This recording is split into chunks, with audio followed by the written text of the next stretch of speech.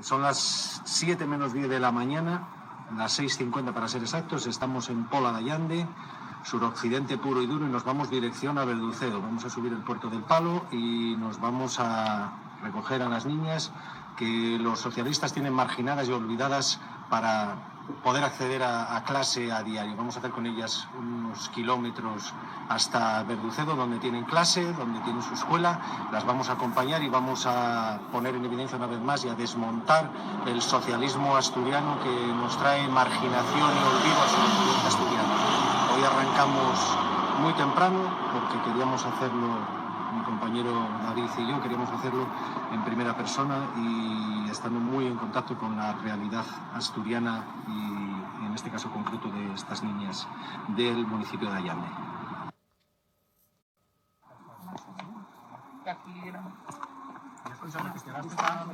También lo del transporte me tiraba para atrás, como voy a llevar la niña para arriba para abajo, y luego este año cuando...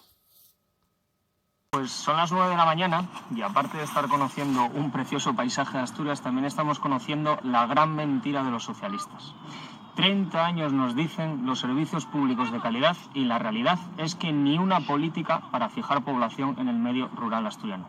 Consejero, más calella y menos yingua, mucha yingua de despacho y muy poca calella. Y al final, si viniera el consejero a estas caleyes que tienen en Asturias por la dejadez del socialismo, se daría cuenta de cuántos años mintiendo y cuántos años vendiendo humo. Por lo tanto, este viaje sí lo seguimos considerando desmontando el socialismo y desmontando la mentira de 30 años en Occidente.